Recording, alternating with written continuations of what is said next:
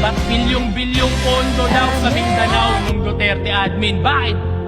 Kung hindi dahil doon, malamang hanggang ngayon wala kaming bypass road, tunnel road, investor na dati takot mamuhunan. Naririnig mo lang kasi yung putukan pero bingi-bingihan pagdating sa pinaghuhugutan. Napupusan lang yung Mindanao ng isang termino. Isang termino!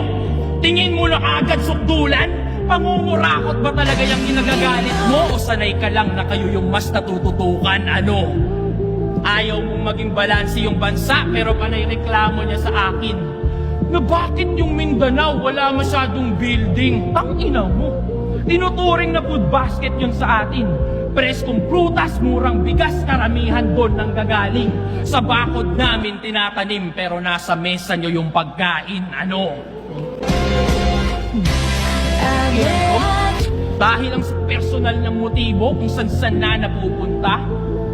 Gusto mong punuin ang building yon? Bakit? Handa ka bang magutom ka? Sinabihan mo daw yung mga tropa mo wag mag-react sa rounds ko? Sige!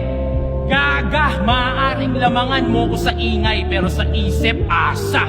Lagyan mo man ng silencer, aking matitinding bara, mapipigilan mo lang yung tunog pero hindi yung bala!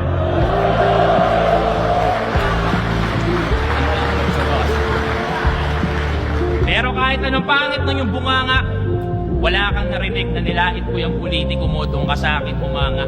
Kanya-kanya tayo ng pinagdaanan. Ba't kita didiktahan sa kung ano ang tama? Walang nananalo sa gantong debate pero talo yung walang pangunawa. Tandaan mo yan. At doon tayo nagkakapareha.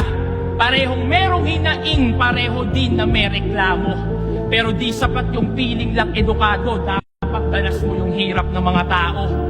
Ngayon tapos ka na, pakisabi din sa iyong amo, galing pa ng DDS, ikay malinis train na bao. Judges!